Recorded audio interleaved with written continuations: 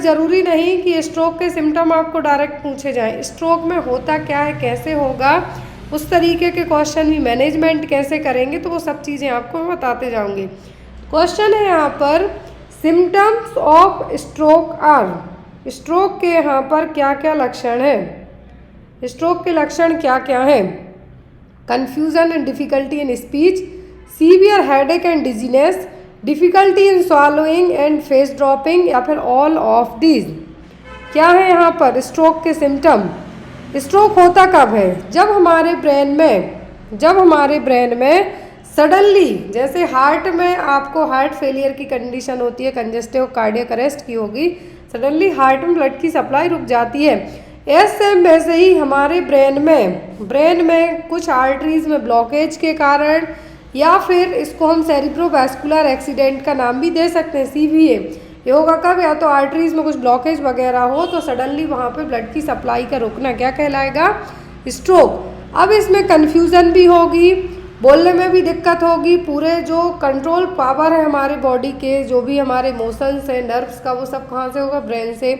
तो यहाँ पर आपको डिजीनेस भी हो सकती है, सिरदर्द भी होगा, चक्कर टाइप भी आएंगे, निगलने में दिक्कत होगी, फेस ड्रॉपिंग भी होगी। तो यहाँ पर आपके लक्षण क्या हो जाएंगे, सब हो जाएंगे, क्या हो जाएंगे, सभी लक्षण है यहाँ पर आपके। स्ट्रोक वाले पर्सन को आपने देखा होगा कि उसको बोलने, चलने, फिरने, निगलने, इन सभी चीज़ों में दिक्कत होती, वीकनेस होगी, झिंझनी टाइप, जो इसको हम नमनेस कहते हैं, वो भी फील होगा।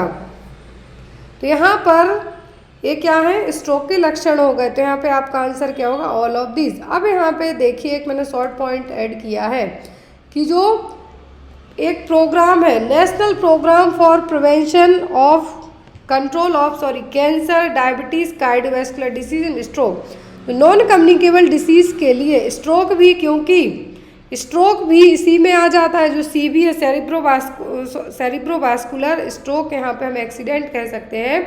स्ट्रोक यहाँ पे किस में आ जाएगा, आपका NPCDS प्रोग्राम में, जो national program for control of cancer, diabetes, cardiovascular disease और स्ट्रोक में आपका आता है।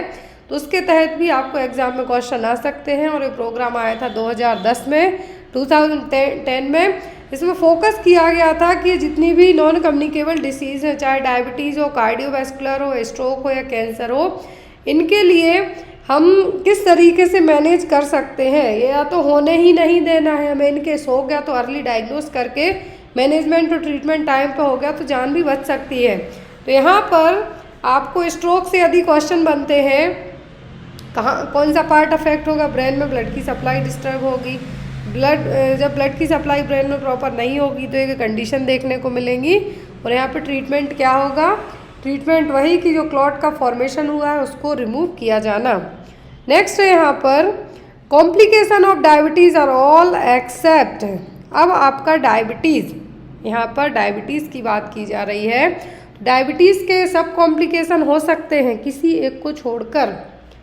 डायबिटिक कीटोएसिडोसिस, कीटोन बॉडीज़ है जो एक्स्ट्रा एक्यूमुलेट होना स्टार्ट हो जाएंगी, यहाँ पर वो है, या फिर अर्थराइटिस, न्यूरोपैथी या फिर रेटिनोपैथी। सब कुछ होगा किसी एक को छोड़कर। क्या है, सब कुछ होगा किसी एक को छोड़कर। तो डायबिटीज़ में डायबिटिक कीटोएसिडोसिस होने के चांसेस हैं। क्या है, कीटोएसिडोसिस होने के चांसेस हैं। न्यूरोपैथी भी हो सकती, नर्व डिस्टर्ब होगी, रेटिनोपैथी भी होगी आपको।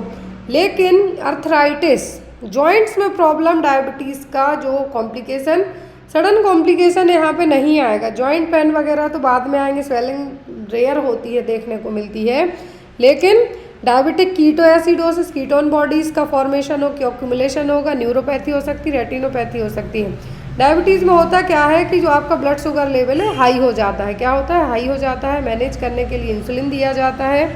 तो यहाँ पर डायबिटीज़ आपको यदि हम बात करें एग्ज़ाम में क्या क्या आ सकता है आपको, तो डायबिटीज़ के यहाँ पे आपको टेस्ट आ सकते हैं, इंसुलिन किस तरीके से दिया जाता है, वो सब चीज़ें यहाँ पे आपको डायबिटीज़ में आ सकती हैं। और बात करें तो डायबिटीज़ आजकल आप 10 घर का सर्वे कीजिए, उसमें से आपको 5 घरों में डायबिटीज़ वाला एक ना एक मरीज़ मिल जाएगा। यदि पूरे वर्ल्ड वाइड बात करें हम, 37.3 मिलियन लोग डायबिटीज़ से अभी भी अफेक्टेड हैं और ये बढ़ती जा रही है। क्या है रीज़न, खान पान तो सबसे मेन है यहाँ पे। तो यहाँ पर जो नहीं होगा वो क्या होगा, अर्थराइटिस। नेक्स्ट क्वेश्चन आपको, what is not true about hypertension. Hypertension को लेके सही पॉइंट कौन सा नहीं है। Occurs in urban population, normally affects people over 30 year of age, cannot be cured permanently by antihypertensive drug, या फिर 90 to 150 is not the correct range for systolic BP। क्या होगा यहाँ पर, तो कौन सा है जो सही नहीं है हाइपरटेंशन को लेके। हाइपरटेंशन का मतलब होता है जो ब्लड प्रेशर की नॉर्मल रेंज कितनी होती है, 120/80। 120/80, 120 क्या कहलाती है, अपर रीडिंग और सिस्टोलिक बीपी। क्लियर। और जो 80 है इसको हम लोअर रीडिंग भी कह सकते हैं, और यहाँ पर इसको कहा जाता है डायस्टोलिक। क्या है, डायस्टोलिक बीपी। अब यहाँ पर यदि हाइपरटेंशन का अर्बन पॉपुलेशन में होना सही, कर्स इन अर्बन पॉपुलेशन नहीं, ये आजकल आप गांव के लोगों में भी आपको हाई बीपी की समस्या देखने को मिलेगी। Normally affect people above 30 year of age, ऐसे सही है कि मोस्ट ऑफ दी केसेस में हाई बीपी की समस्या आफ्टर 30 साल के बाद होती है, लेकिन नाउअडेज अभी बच्चों में यदि ओबेसिटी हो रही है तो उनमें हाई बीपी की भी समस्या हो रही है, लेकिन मोस्टली यहाँ पे कहा है तो होता है 30 साल के बाद, ये सही है। Can not be cured permanently bye anti hypertensive drug, ये भी बिल्कुल सही है। यदि आपका बीपी बढ़ता है तो आपको डेली मेडिकेशन लेनी होती है, परमानेंट क्योर इसका नहीं है एंटी हाइपरटेंसिव ड्रग से। आप यहाँ पे इसको मैनेज और कंट्रोल कर सकते हैं। मैनेज और कंट्रोल कैसे कर सकते हैं, मेडिसिन के साथ साथ मेडिटेशन, योगा, एक्सरसाइज वगैरह करके।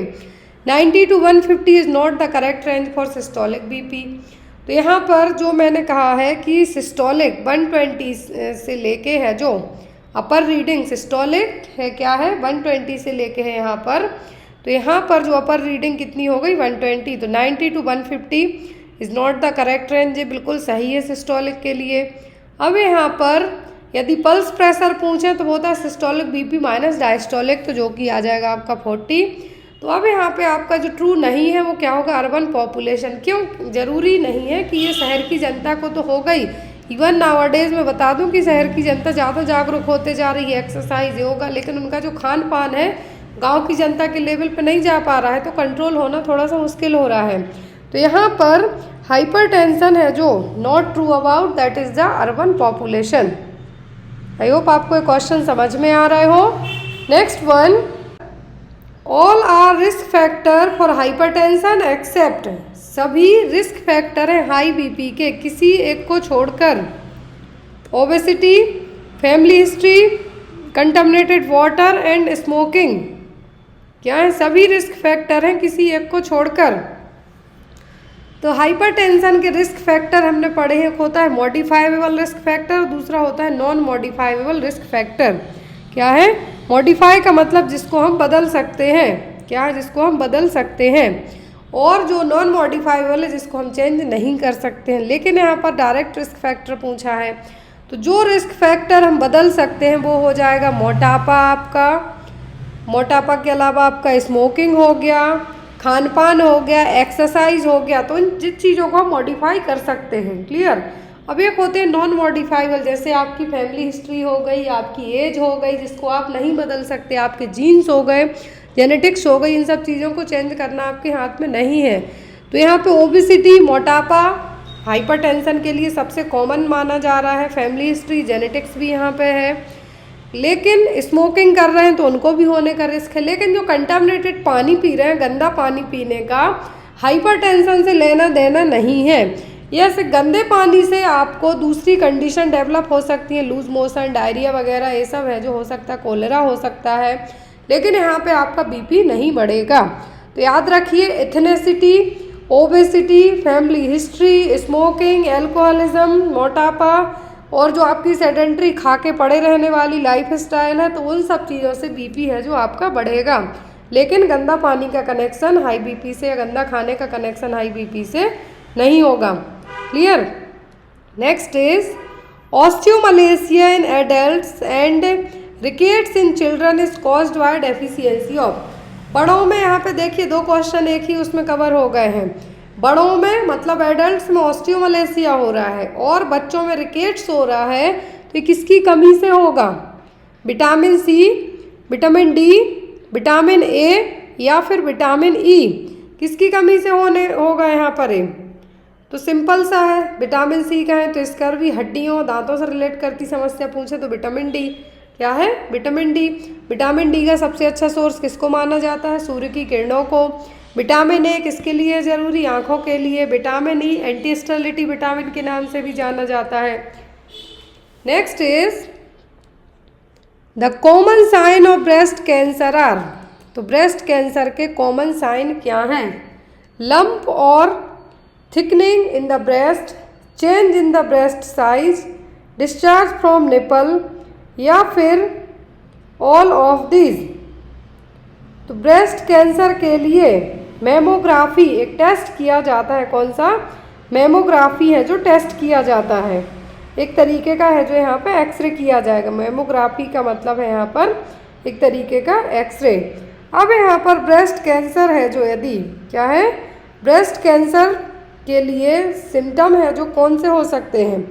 लंप और थिकनिंग इन द ब्रेस्ट। यदि आफ्टर 21 ईयर के बाद क्या किया जाता है? मेमोग्राफी की जाती है। अब यहाँ पर यदि आपको ब्रेस्ट में एबनॉर्मलिटीज़ के तौर पर लंप या फिर थिकनिंग फील हो, जो सेल्फ असेसमेंट एग्जामिनेशन किया जाता है मिरर के सामने खड़े होकर हाथ ऊपर करके, तो उसके अकॉर्डिंग यहाँ पे यदि आपको कुछ एबनॉर्मलिटीज़ हो, ब्रेस्ट की साइज़ में आपको चेंजेस लगे, प्रेगनेंसी में ब्रेस्ट की साइज़ बढ़ती है लेकिन आफ्टर दैट डिलीवरी होने के बाद बेबी फीड करता है और उस फीडिंग के बाद जब बेबी फीड स्टॉप करते हैं तो श्रिंक भी हो जाते हैं, और निपल से डिस्चार्ज होना, निपल से एबनॉर्मल डिस्चार्ज होना, ये भी क्या है यहाँ पर साइन है। या फिर अंडर आर्म्स के यहाँ पर आपको कुछ गांठें टाइप से फील होना, हार्ड मास फील होना, वो भी साइन हो सकते हैं। तो यहाँ पर कॉमन साइन क्या होंगे? ये सभी हो जाएंगे। क्या हो जाएंगे? सभी हो जाएंगे। Next one, diagnosis of obesity can be done by calculating BMI which stand for. तो यहाँ पर मोटापे के लिए एक यहाँ पर इंडेक्स यूज़ किया जाता है जिसको हम क्या कहते हैं? Body mass index. क्या है? Body mass index. तो यहाँ पर फुल फॉर्म पूछा है जो मैंने आपको बता दिया, वो क्या है? Body mass index. अब यहाँ पर इसकी रेंजेस आपको एग्जाम में आ सकती हैं। किसकी? BMI की जो रेंज होती हैं, क्या है? BMI की रेंज होती है कि नॉर्मल कितना है। यदि एबनॉर्मलिटीज़ की बात की जाए तो यहाँ पर देखिए मैं आपको रेंज ऐड करती हूँ। बॉडी मास इंडेक्स को क्वेटलेट इंडेक्स के नाम से भी जाना जाता है, याद रखिए, एग्जाम में पूछा जा सकता है। क्वेटलेट इंडेक्स और BMI, फॉर्मूला कैसे हो निकालते हैं हम BMI का? वेट इन किलोग्राम, क्या है? Weight in kg divided by height in metre square. Weight in kg divided by height in metre square. यदि यहाँ पर नॉर्मल की बात करें हम, क्या है? BMI यदि हम नॉर्मल की बात करें तो कितना होता है? नॉर्मल BMI आप लोग भी यहाँ पे अपने जो थॉट्स हैं ऐड कर सकते हैं, लेकिन पढ़ाई से रिलेट करते ही करें। 18.5 to 24.9 आता है, मतलब ये क्या है? नॉर्मल है। इससे आगे जाना मतलब मोटापा है। 25 से आगे गए आप तो क्या हो गया आपका? ओवरवेट। 30 से आगे गए तो मॉडरेट ओबेसिटी हो गई। 35 से गए तो सीवियरली ओबेस हो गए। मोर देन 40 गए तो मॉर्बिड कंडीशन हो गई। मॉर्बिड का मतलब आपको 100 प्रकार की बीमारियों ने घेरना स्टार्ट कर दिया है। क्लियर? तो यहाँ पे आप मोटे हैं या नहीं, आपकी बॉडी की हाइट और वेट से पता चलेगा कि आप फिट हैं या नहीं। Clear? Next one, which part of pancreas produce and secret the insulin. Pancreas का कौन सा पार्ट है जो इंसुलिन का सीक्रेशन करता है? ऑप्शन में है यहाँ पर glomerulus, Bowman's capsule, islets of Langerhans या फिर loop of Henle. Bowman capsule, glomerulus, loop of Henle तो किडनी के पार्ट हैं। किसके हैं? किडनी के। अब यहाँ पर आपको बताना है कि जो पैंक्रियास का आइसलेट ऑफ लैंगरहैंस, क्या है, आइसलेट ऑफ लैंगरहैंस है जो क्या करता है, इंसुलिन का सीक्रेशन करता है। मेन हार्मोन क्या होते हैं एंडोक्राइन ग्लैंड पैंक्रियास के, इंसुलिन और ग्लूकागॉन का सीक्रेशन करना, साथ में सोमेटोस्टेटिन को भी रिलीज करता है जो कि ब्लड ग्लूकोज लेवल को मेंटेन करने में हेल्प करता है। अब यहाँ पर पैंक्रियास ग्लैंड की जो इंसुलिन, ग्लूकागॉन और सोमेटोस्टेटिन हार्मोन है, ये तीनों अलग अलग तरीके से काम करते हैं। तो यहाँ पर पूछे बीटा सेल्स इंसुलिन को करेंगी, अल्फा, बीटा और गामा सेल्स है यहाँ पर जो तीनों अलग अलग हार्मोन को रिलीज करती हैं, glucagon, insulin and somatostatin. Next one, in high grade fever the body temperature is, high grade fever में बॉडी का टेम्परेचर कितना जाएगा, नॉर्मल कितना होता है 98.6 डिग्री फ़ारेनहीट, क्या है 98.6 degree Fahrenheit. Normal body temperature कितना होता है 98.6 डिग्री फ़ारेनहीट। यहाँ पे हाई ग्रेड फीवर की बात की गई है। माइल्ड, मॉडरेट, सीवियर पायरेक्सिया आपने पढ़ा है, वही है mild, moderate and severe pyrexia. और हाई फीवर, पायरेक्सिया का मतलब क्या होता है, फीवर। तो यदि आपको 98.6 से अबव जाता है, मतलब ऊपर जा रहा है, तो ये क्या कहलाएगा, फीवर। लेकिन यहाँ पे बात की गई है कि हाई ग्रेड फीवर की, तो हाई ग्रेड फीवर का मतलब है कि 103 से ज़्यादा जाना, कितना, मोर देन 103 फ़ारेनहीट से ज़्यादा जाना। अब यहाँ पर वो रेंज कौन सी होगी, वो होगी ऑप्शन नंबर सी की 99 to 100 है जो नॉर्मल में कंसीडर किया जाएगा, फीवर है लेकिन नॉर्मल फीवर है जो यहाँ पर माइल्ड हो जाएगा, 100 to 102 तक मॉडरेट जाएगा। लेकिन सीवियर और हाई ग्रेड फीवर की हम बात करें तो होगा 103 से 160 डिग्री फ़ारेनहीट तक। Clear. Next one is which of the following is not an endocrine gland. यहाँ पे अब आप लोग बताइए कि कौन सी है जो एंडोक्राइन ग्लैंड नहीं है। पिट्यूटरी, पैराथायरॉइड, पैंक्रियाज और हाइपोथैलेमस। एंडोक्राइन ग्लैंड दो तरीके की ग्लैंड होती हैं, endocrine and exocrine gland. Endocrine gland ऐसी ग्लैंड होंगी जो क्या करती हैं, डायरेक्ट हार्मोन्स रिलीज करती हैं। क्या करती हैं, हार्मोन रिलीज करेंगी ब्लड में। तो यहाँ पर एंडोक्राइन ग्लैंड हो गई पिट्यूटरी, पैराथायरॉइड एंड पैंक्रियाज। क्या हो गई, पिट्यूटरी ग्लैंड जिसको हम मास्टर ग्लैंड के नाम से जानते हैं, पैराथायरॉइड ग्लैंड जो कि थायरॉइड ग्लैंड के पीछे की साइड रहेंगी, छोटी छोटी gland, pancreas. When pulse rate is less than 60 beat per minute it is called। तो पल्स रेट यदि 60 से कम हो तो क्या कहलाएगी, bradycardia, bradypnea, tachycardia and tachypnea. Apnea word, pnea word जुड़ रहा मतलब सांस से रिलेट करता हुआ है तो आपका ये पल्स रेट में नहीं जाएगा। ब्रेडिकार्डिया और टैकीकार्डिया ये आपका पल्स से रिलेट करता हुआ है। नॉर्मल कितनी होती है 72 to 75, डिपेंड करता दौड़ भाग क्या है तो थोड़ा बड़ी हुई रहेगी। लेकिन जब यदि 60 से कम हो जाए तो क्या हम यूज़ करेंगे, ब्रेडिकार्डिया। क्या यूज़ करेंगे, ब्रेडिकार्डिया टर्म। ब्रेडिपनिया का मतलब होगा कि जब रेस्पिरेटरी रेट बिलो 16 चली जाए, 16 से कम। तो टैकिपनिया का मतलब होगा जब 25 और 20 से ज़्यादा चली जाए तब। हाई होना मतलब टैकीकार्डिया और लो होना मतलब ब्रेडिकार्डिया। तो यदि अबव 100 जाती है पल्स रेट आपकी तो हम क्या कहेंगे, टैकीकार्डिया। और यदि बिलो 16 जा रही है, 60 जा रही है तो ये क्या कहेंगे हम, ब्रेडिकार्डिया। क्लियर है। नेक्स्ट क्वेश्चन है decrease amount of oxygen in the blood is known as. यदि हमारे क्या है, यदि हमारे ब्लड में ऑक्सीजन का अमाउंट कम हो जाए तो ये क्या कहलाएगा, हाइपोक्सिया, हाइपोकैपनिया, हाइपोक्सेमिया या फिर हाइपरकैपनिया। क्या टर्मिनोलॉजी यहाँ पे यूज़ की जाएगी यदि हमारे ब्लड में ऑक्सीजन की अमाउंट कम हो जाए। हाइपोक्सिया का मतलब होता है टिश्यूज़ में ऑक्सीजन की कमी होना, किसमें, टिश्यू में, ब्लड में नहीं। ब्लड वर्ड जुड़ता मतलब एमिया। क्या है, एमिया। एमिया कहाँ जुड़ा है आपका, हाइपोकैपनिया मतलब यहाँ पर CO2 का लेवल कम हो रहा है। हाइपोक्सेमिया, हाइपोक्सेमिया मतलब हमारे ब्लड में ऑक्सीजन की मात्रा कम हो रही है। क्या है, ऑक्सीजन की मात्रा कम हो रही है, ऑक्सीजन सैचुरेशन डाउन हो रहा है ब्लड में। हाइपरकैपनिया का मतलब क्या होता है कि हाई CO2 लेवल होना ब्लड में। नेक्स्ट क्वेश्चन है,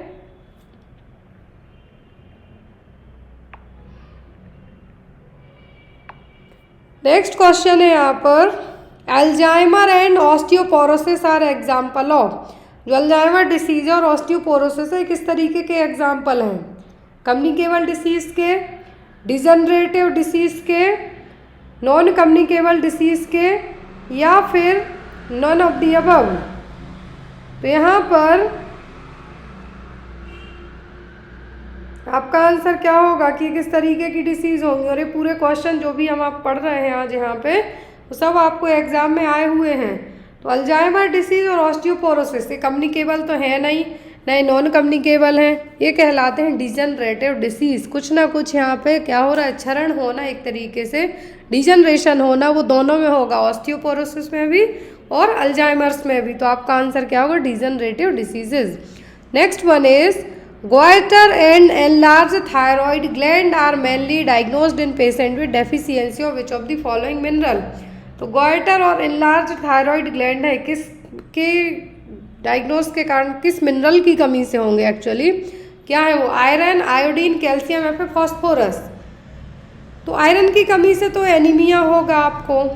आयोडीन, जब आपको घेंघा और बड़ी हुई थायराइड ग्लैंड है तो ये किसके कारण होगा, ये दोनों होंगी कंडीशन आयोडीन की कमी के कारण। किसकी कमी के कारण, आयोडीन की कमी के कारण।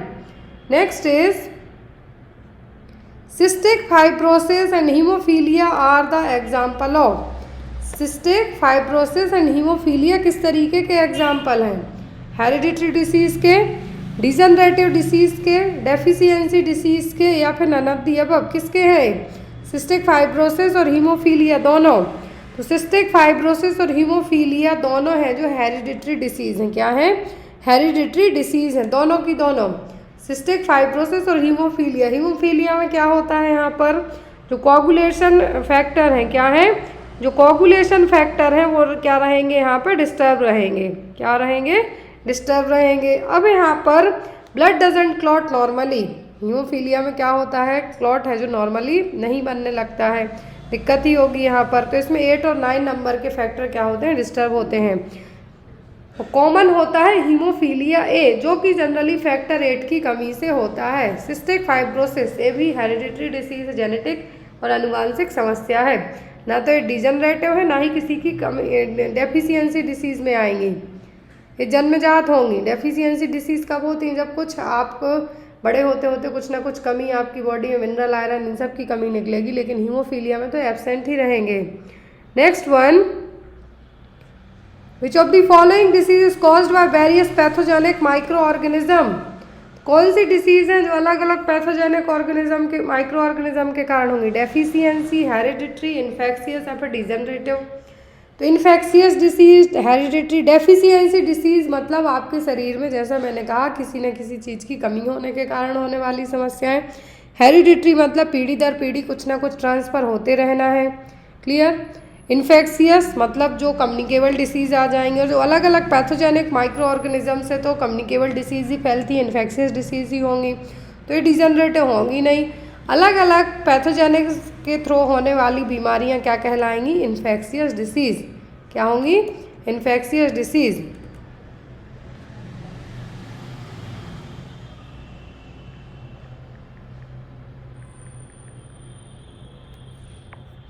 Next one is which of the following vitamin is also known as ascorbic acid. इनमें से एस्कॉर्बिक एसिड कौन सा है, विटामिन ए, बी, सी या फिर ई। किसके लिए एस्कॉर्बिक एसिड कहा जाता है, तो यहाँ पर जो एस्कॉर्बिक एसिड है वो है विटामिन सी। अब आपको सभी विटामिन के केमिकल नेम, होने वाली इनसे कमी से होने वाली समस्याएं, क्या लक्षण शो करेगी आपकी बॉडी। जैसे विटामिन ई को एंटी स्टेरिलिटी विटामिन भी कहा जाता है। क्या है, विटामिन ई को एंटी स्टेरिलिटी विटामिन भी कहा जाता है। विटामिन बी कॉम्प्लेक्स के बहुत सारे विटामिन होते हैं, B1, B2, B3, B4, B12। अब यहाँ पर एक और क्वेश्चन आता है, जो कि शाकाहारी लोग होते हैं, वेजिटेरियन लोग होते हैं, उनमें विटामिन बी कैटेगरी का कौन सा विटामिन की डेफिशिएंसी निकलती है, तो होता है B12, क्योंकि B12 है जो कॉमनली जो लोग नॉनवेज वगैरह खाते हैं उनको मिल जाता है, लेकिन ज़रूरी नहीं कि जो वेजिटेरियन लोग हैं उनमें इसकी डेफिशिएंसी है जो निकल आती है। Next one, which of the following vitamin function both hormonal and visual pigment. तो यहाँ पर कौन सा विटामिन है जो एज अ हार्मोन की तरह भी काम करेगा और विजुअल पिगमेंट के लिए भी है? थायामिन, रेटिनॉल, राइबोफ्लेविन या फिर फॉलिक एसिड, कौन सा विटामिन है एज अ हार्मोन और एज अ विजुअल पिगमेंट की तरह काम करेगा? तो वो यहाँ पर होगा, विजुअल की बात की गई तो आपके दिमाग में तुरंत विटामिन ए आना चाहिए और वो होगा रेटिनल। क्या होगा? रेटिनॉल। यहाँ पर रेटिनल नहीं है, रेटिनॉल है। Next one is deficiency of vitamin leads to, यदि विटामिन ई की कमी होती है हमारे शरीर में तो क्या होगा? सॉफ्ट बोन होगी, ब्लीडिंग होगा गम से, वीकनेस मसल्स में होगी या न्यूरोलॉजिकल डिसऑर्डर होंगे। तो यहाँ पे जितने भी ऑप्शन दिए हैं, सॉफ्ट बोन की बात की जाए होगा विटामिन डी की कमी से। किससे? डी से। विटामिन सी की कमी से गम्स में ब्लीडिंग हो सकती है, स्कर्वी के जो लक्षण हो सकते हैं। Muscles weakness generally vitamin E की कमी से हो सकती है, मसल्स में जो वीकनेस फील होगी विटामिन ई से हो सकती है। न्यूरोलॉजिकल डिसऑर्डर, यदि आपको भूलना है, ज़्यादा थक रहे हैं, नर्व पेन वगैरह हो रहा है, नमनेस हो रही है, तो B12 की कमी से होगा। विटामिन ई की कमी से यहाँ पे क्या हो सकती है? Weakness in the muscles. Next one is which of the following is the main cause of blindness in children world wide. पूरे विश्व में ब्लाइंडनेस का मेन रीजन क्या है बच्चों में? ऑप्शन में है यहाँ पर आपको ग्लूकोमा, कैटरैक्ट, प्रोटीन डेफिशिएंसी या फिर विटामिन ए डेफिशिएंसी। क्या होगा पूरे विश्व में ब्लाइंडनेस का मेन रीजन? पूरे विश्व में ब्लाइंडनेस का जो मेन रीज़न होगा वो होगा विटामिन ए की कमी, क्योंकि बच्चों में पूछा है, याद रखिए, बच्चों में पूछे, यदि बच्चों में पूछे विटामिन ए की कमी के कारण होगा ब्लाइंडनेस, और एडल्ट में पूछे तब आपको कहना है मोतियाबिंद। क्या कहना है? मोतियाबिंद और कैटरैक्ट, दो चीज़ें याद रखें। बच्चों में पूछें विटामिन ए की कमी से ब्लाइंडनेस होगी, और एडल्ट्स में पूछें तो कैटरैक्ट। ग्लूकोमा में आपकी जो ऑप्टिक नर्व है वो डैमेज होगी, अंधे होंगे। टनल विजन है जो हॉलो टनल विजन है जो क्लासिकल साइन कंसीडर किया जाएगा। Next one is which of the following comprised of 7 bone. तो यहाँ पर कौन सा पार्ट है जो 7 बोन से मिलके बना है? सर्वाइकल वर्टिब्रा, कार्पल्स, क्रेनियल या फिर लंबर वर्टिब्रा। तो लंबर वर्टिब्रा में तो 5 होती हैं। 7 बोन्स तो वो होती हैं सर्वाइकल वर्टिब्रा में। किसमें? सर्वाइकल वर्टिब्रा में। Next is